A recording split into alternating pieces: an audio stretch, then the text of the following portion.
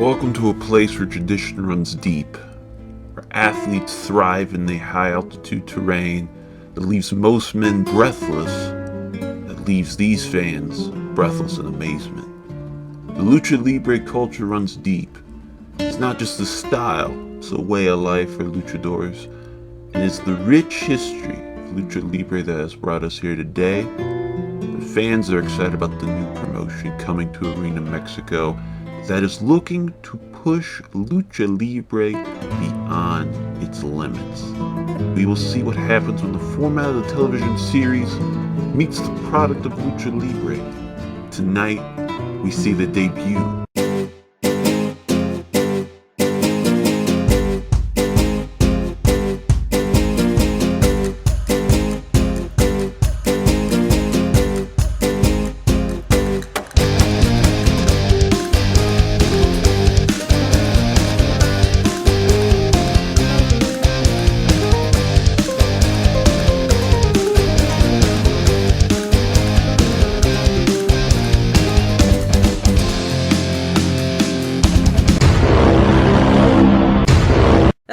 And welcome to episode 1 of the first ever season of Magnífico Lucha Libre. I am very excited, very nervous about this series, as this is a draft series. So this was back in March, which is crazy to think about. It shows how long I've been working on this. I was in a draft, and being in a draft, it's been a lot of fun, but I think as far as doing them on YouTube, this is probably going to be the last one, just because at the beginning, when I first started it, which was a year ago, it was fun to create something kind of new and organic, and that kind of creative challenge brought to me. But really, the CWA, Canadian Wrestling Alliance, it was basically AEW if it was shot in Canada and done by Bret Hart. Just kind of, that's basically what it was. There's really, as far as like creatively doing something completely unique and different, that wasn't really it. But for this, Magnifico Lucha Libre, sure, is it really AAA? Yeah, basically, with a couple of different wrinkles in it, but the idea behind this is, like you saw in the intro there, it's a shot-for-shot, television series. So, and the idea behind it is going to be uploading all the episodes in one of the first season, and then when the next season happens, all the episodes that are shot for season 2 will be uploaded as as a bunch, basically emulating what like a streaming service wrestling thing would be. I just felt like Magnifico Lucha Libre, like what this roster is, basically, being the only company in Mexico, I had kind of free range to just pick everybody, so I got, basically every major star there is in Lucha. So that's, really, really exciting, but at the same time, kind of, thinking about, sure, could I have just been AAA and done this? Yeah, but just the idea of kind of creatively doing my own thing and being able to do that intro and doing things like that, where I wouldn't have probably been able to do that if this was AAA. That's what kind of gave this like an extra edge. I still love to do AAA in the future and a bunch of other wrestling promotions, but this is more of the farewell of kind of doing those on YouTube, just because the draft series, it's kind of become redundant now, so it'd be nice to do something differently creatively. And that's kind of the thing here. So I have 3 series coming out. We got this one, and then there's gonna be 2 more coming out in the future. I wouldn't say the near future, definitely like down the road, far down the road, but I want to just challenge myself creatively in all those 3 different formats. Those other 2, we'll kind of talk about the creative challenges that I want to present to myself when those happen. But for this series, really the idea is to not just have it be a TEW series, doing things video editing wise, in general, just as far as graphically and video, that I can do that can kind of separate this from a lot of other TEW stuff that I've done in the past, where it's really kind of feels like it's a television show, and that's really what I'm trying to shoot at the end of the day. But obviously, restrictions apply. But with TEW and having it in that format, It's going to be much different than a lot of the series I've done here on the channel. Like, for instance, usually every intro I run down the roster and do all that. Not this one. I want to make the roster and everything very much a secret, very much a tight-knit secret. Obviously, you kind of see who was from that intro that is actually a part of the show. So that's kind of fun. You get to see those guys, which most of them debut on this show. So that's easy enough for just the viewer at home. But then once the creative things happen. So for season 1, you'll see, once all the episodes get uploaded at once, there's 13 of them. 13 episodes in the first season. They're about an hour and a half as far as what TEW is. I'm sure, with how I record a lot of this, it might be 10, 20 minutes. Who knows? I'm trying to just be different as far as having episodes go a little bit longer than what they usually do, but we'll see. Because usually, sometimes I would get them under 10 minutes just from how fast I can talk and go through the game and whatnot. But now we'll do something a little bit more different and having a lot more of a video shot atmosphere. But sometimes I'm kind of, restricted on what I can't really replicate that in video without actually having them do it IRL. But, who knows. For this, series, Magnifico Lucha Libre, are the ratings going to be good? Who knows? I really have no idea. I have not tested this out beforehand. This is a creative project of mine. And the first episode, Magnifico Lanzamiento, which should be, if my Spanish is up to par, should be Magnificent Launch, which should be what the translation is to English. But we, I'm going to keep all the titles, very close-knit. A lot of things are going to be close-knit that hopefully will be revealed throughout the episode. So at least it's this is shot for a TV audience where they're like, we have no idea what's going on going into this. Let's see how it unfolds type of thing. That's what I'm going for. Hopefully, fingers crossed, it all goes well. It's not a complete disaster. But I'm excited for the challenge of it. I'm excited to see how the response for this is. But still, anytime I go into the unknown of things here on the channel, gets a little bit scary, but that's the risk I'm willing to take. Sometimes you just gotta risk it and see if it works out for you. And for this for the first episode, there's going to be, we're going to talk about on the TEW screen, the show intro and the little video you saw at the beginning. In the actual episode, that's going to be done by Conan. But obviously, don't have fucking Conan available, so I just did it myself and then edited it to where it doesn't sound like me, but yeah, it still is me. So that's just a little Easter egg. Obviously, I'm sure everyone's like, oh, that's just Max, but he just edited his the pitch of his voice. But, it's just stuff like that. That won't be kind of shown in the future episodes, just because that's going to be, that show intro that you saw.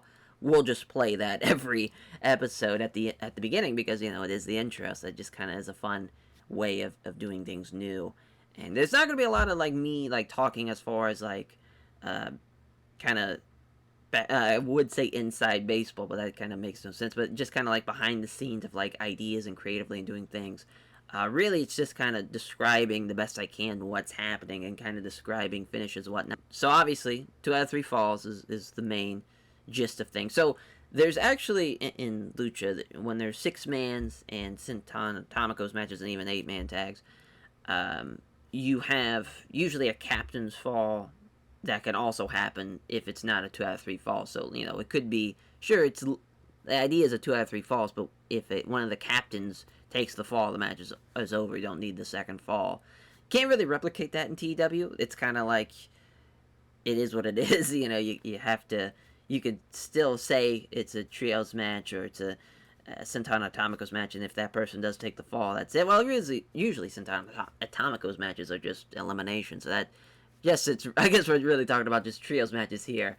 That's something that you can't really, predict in TEW. You can't really, have it be billed as the same match and then have it be a captain's fall match and a 2 out of 3 falls match. It just can't work that way. So I might, mention that as it was, it's a 2 out of 3 falls, but because the captain took the fall, it's just TEW represented it as a normal match is kind of how it's going as far as that goes. But I think that's it as far as everything I want to talk about before we get into this intro, or before we get into the episode, rather. As yeah, I think that's it. So yeah, let's go on to the show. So yeah, this will be the kind of the first and only time you'll be seeing this, as far as this video narrated by Conan. Obviously, you saw it was really done by me, but usually what is going to happen in this series is a lot of things I can do video editing wise. It will be shown, and I'll be kind of narrating it as it happens on the show, as far as in the TEW match card. But for this one, because I felt like it was a great way to actually intro the episode and the series, you're just gonna be like, oh, it was just narrated by Conan. So I got a 69 now. Conan obviously being the kind of head promoter of Magnifico Lucha Libre, as you'll be kind of seeing more apparent as we open up the show, the official opening up the show, because again, the actual show intro that you'll be seeing mostly in the video format, because I won't be doing this as far as TW wise. It would just kind of be a part of the show, but we won't showcase it during the video. It should have been a lot more other guys obviously being involved instead of just Conan, but that's okay. We'll keep it moving. So Conan welcoming the crowd to Arena Mexico. So Arena Mexico is where this thing's going to be shot. Obviously, the most historical venue in Mexico. Just makes sense for something this historic. Which again, speaking of kind of historical, see, in this format, obviously the television series format has been done very much before Lucha Underground. The reason why in the video where I was like, oh, it's something new happening in Arena Mexico, a television series, that obviously Lucha Underground was done way before this. But the reason I said it's the first, because obviously Lucha Underground was shot and filmed in America and was for American audiences, whereas this shot in Mexico and it's filmed for luchador fans in Mexico. So that's why I wanted to point out that it was different, and it was the first and historical thing, because it's that. Obviously, it's a lot of hot dogging. It's a lot of hamming it up, but that's just, technically, it's the truth. Obviously, it's a little twist of the arm. So, Conan welcoming the crowd at Arena Mexico to the first ever episode of Magnifico Lucha Libre, a magnificent launch, if you will, for this show. And he brings out, the top technical team, in his opinion, the top technicos that are going to show the world that the Mysterio dynasty is the absolute best in Lucha Libre, bringing out Rey Mysterio Jr., Dominic, and Rey Juarez as Rey Mysterio Jr. and Dominic. Obviously, no explaining why that is. And of course, Rey Mysterio Jr., they, obviously have their history in Lucha Underground. Much different, though, because Rey Juarez wasn't Rey Juarez. But using that, putting it over here in Magnifico Lucha Libre and the Mysterio Dynasty, which really, the Los Mysterio Dynasty is what they're in the actual TEW. But I just wrote it as the Mysterio Dynasty here and the angle because, well, it's in English. I didn't have to throw some Spanish out there. But yeah, that's just their Los Mysterio Dynasty. But they are kind of dubbed as the top technical team by Conan here. And they're getting put over by Conan, which brings out Sinan de la Renta, who does not care about the Mysterio Dynasty at all, and saying, who cares about these technicals? Who cares about these backstabbing good guys who think they're better than everybody, who try to use their skill to win over these mindless zombies out there? It's all about money. It's all about fame. It's all about fortune. Promociones Dorado is the best. It is the elite of the elite. And this is what Magnifico Lucha Libre should be focusing on. La Parca, a living legend, unlike you, Rey Mysterio Jr., who left for better pastures to be made a mockery of in the business. La Parca has been doing this and selling out arenas for over 30 years. He is the staple of what Lucha Libre is about, and he's going to prove to everyone in that locker room and everyone here at Arena Mexico that he is, without a doubt, the best and greatest living legend in Lucha Libre. Also brings out Humberto Carrillo and Angel Garza. Now, didn't want to call Angel Garza Hector Garza Jr. just because we have so many juniors and so many El Heroes. It's just felt like Angel Garza. Might as well just keep Angel Garza. And those two pretty good teams. I figured, hey, let's give Selena De La Renta, help them out in promos. So I was really Humberto because, I mean, Garza's awesome as a promo, as is, La Parka. Not like La Parka needs Selena De La Renta, but it just feels like she is a great at just starting up trouble. As you see here on the first night, starting up trouble with Conan and kind of beefing with Conan and giving the heels a smile and being like, oh, who cares about those goddamn technicals? It's all about the Rudos. It's all about making money. It's all about bringing in fans. It's all about selling commercials and doing television pilots. It makes sense of the pilot features.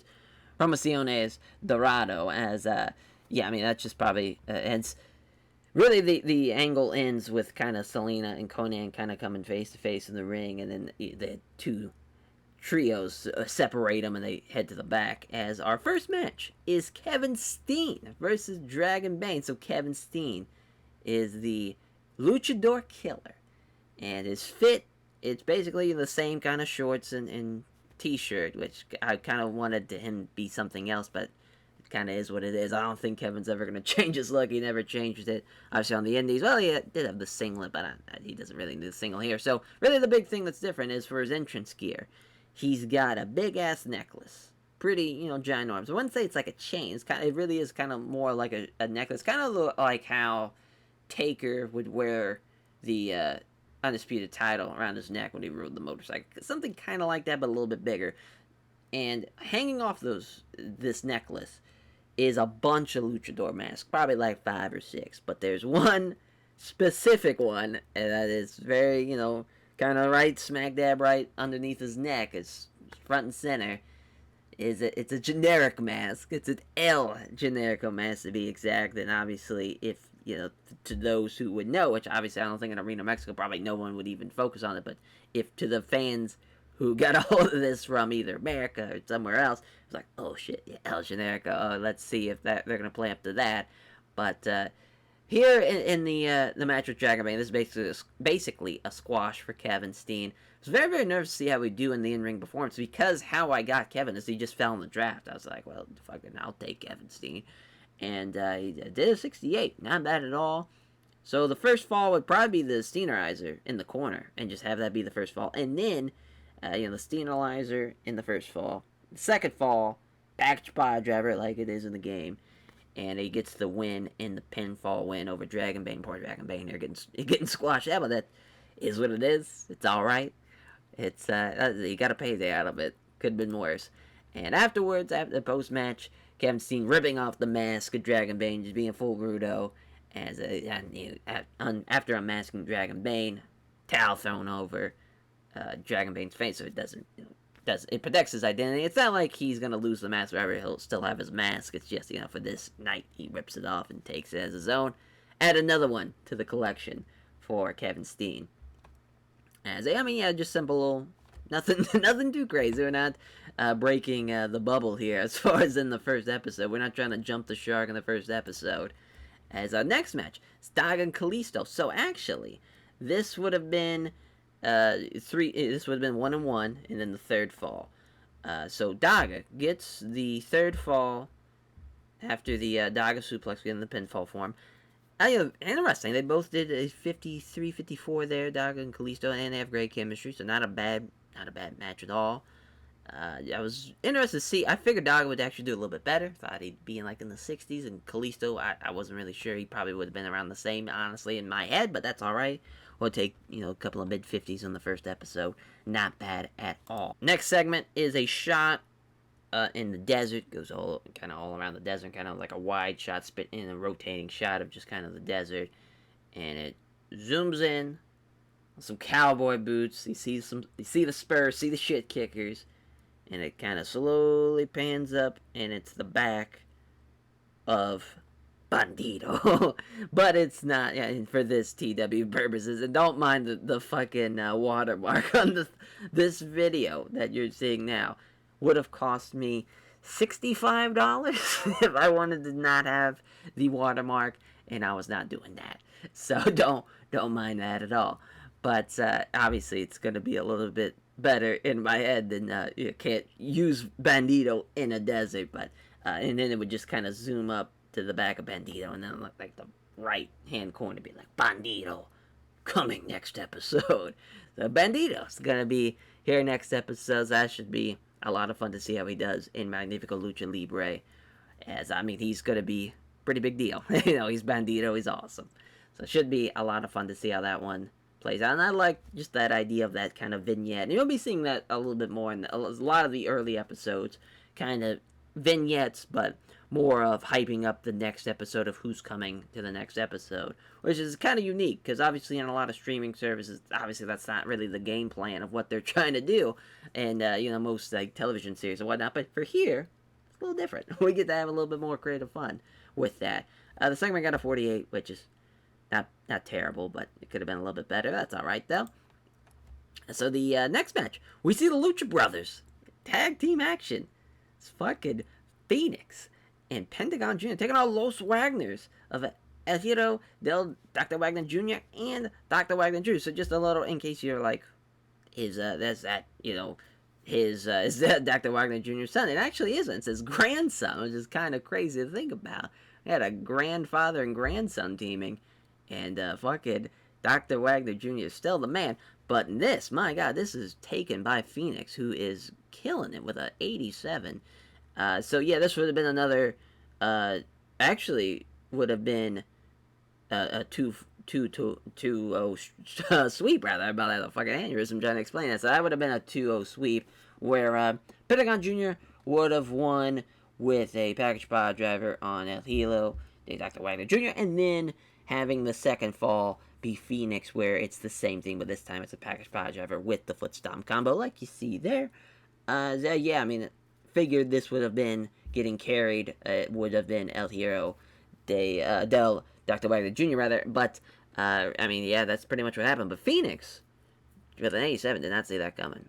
But awesome to see that Dr. Wagner Jr. still doing 68s and Pentagon Jr. I figured Pentagon, hopefully he can get a little bit better. I'm just hoping, but Phoenix so far is fucking killing it. Next segment sees Rush, Dragon Lee. They're poolside. The poolside, they're sitting back, relaxing in some chairs. Waitress comes up wearing just just tits out, ass out in the bikini, and we got somebody who shot this was scouting out some towns like that girl's gotta be in this. I mean, some cannons people, but for Russian Dragon Lee, they're just sitting back in the chairs, catching some rays, enjoying some alcoholic beverages, and they just look up to the camera and say, Los Ingobernables is back. It's back. And it's going to be better than ever. This next episode, the original, is back. So obviously, if you saw, when you saw the intro, you're like, oh shit, Andrade's in this. So, just obviously because this idea was in March and made in March, and it's been so long since you've probably seen this now, it might even be July or August. This is gonna not be Andrade at Idol. No, he's gonna be Sombra. It's a little, he is gonna be La Sombra, which he's not gonna have the mask though. It's just gonna be, him without the mask. It's kind of like what Andrade basically is, but he's dubbed La Sombra because I just figured that would be a lot more fun, honestly, because I just love him being La Sombra. It's just, even though I think a lot of people are used and are more familiar, I would say, with him being Andrade, I just kind of, him being La Sombra again and leading Los Ingobernables, but now with Rush and Dragon Lee and it just changes the whole dynamic to where he was.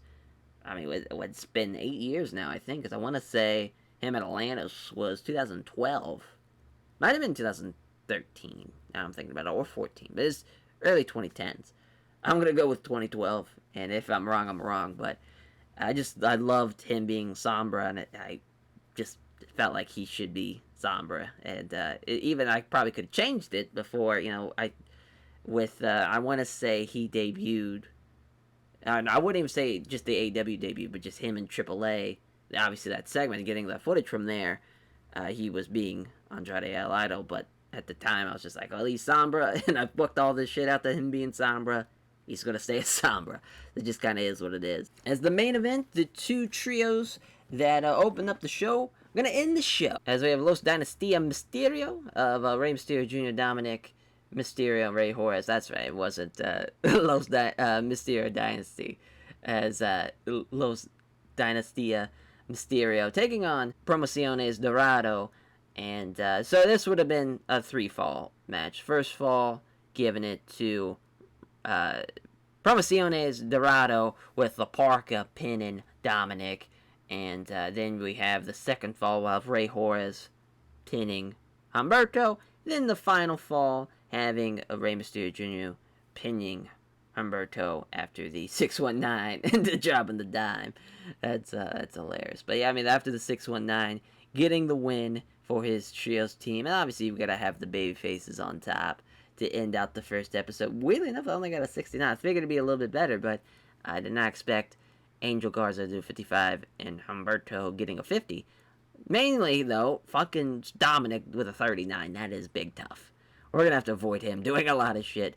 And but that's fine, though.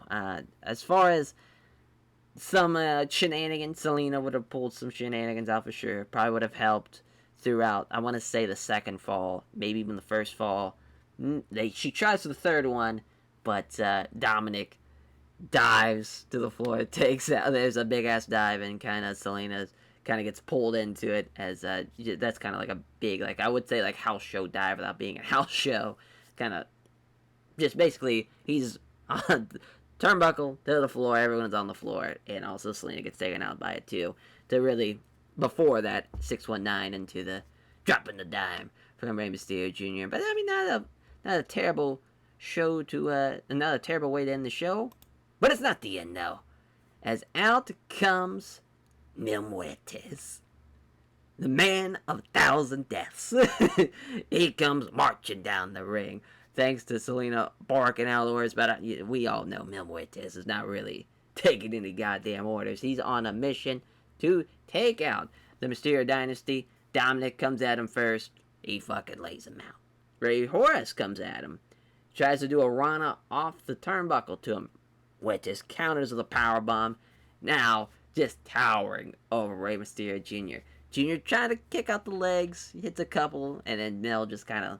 Mil Muertes, Ricky Benares, just laughs at him. Runs off the ropes. Tries to do a springboard. And he just... Mil lets him hit him. Mil Muertes takes it in the chest, not moving though. And then he just pummels Rey Mysterio. Just starts pummeling, throws him in the corner, starts laying in shots. Well, out comes Caristico, not Mystico. Should have been Caristico, but that's okay. A little technical fuck up there. With that, it should have been Caristico, but Caristico makes the save and runs him off. So yeah, oof, we kind of fucked up. It had it be Mystico instead of Caristico. That's what dyslexic gets you when you pick the wrong fucking person. But that's okay. Yeah, that's... but the idea, Caristico makes the save and is helping the Technicals team kind of help him back after running off Mil Muertes and taking him out with a... he actually hits the Rana this time. Muertes kind of rolls the floor, and we cut to black to end out the first episode of Magnífico Lucha Libre. We have the launch. It does not go well. We have some shitty storylines going on. We lost our pop. Probably would have helped having Caristico in that last spot, but that's okay. Best match was Lucha Brothers and Los Wagners, thanks to Phoenix. The Bandito video was the worst thing on the show. That sucks. And I mean, yeah, kind of. Actually, Kevin Steen Dragon Bane match was not bad at all. I was really nervous about that match, and it actually didn't do bad at all. That's big tough. Is what it is, though. You know, it's... I mean, a 64 on the first show could have been a lot worse, but you know, I'll take it. It's growing pains. So we'll put over Stereo, put over Phoenix, and actually put over Kevin. I felt like Kevin did actually a really good job with what he was given. All right. Well, first show in the books. hopefully it's at least entertaining, and hopefully you guys enjoyed it. TEW didn't, but that's neither here nor there. That's fine. I didn't expect Dominic Mysterio to have a 37 in the main event. That's where we're at. As we'll catch you guys next time for episode 2. Take care.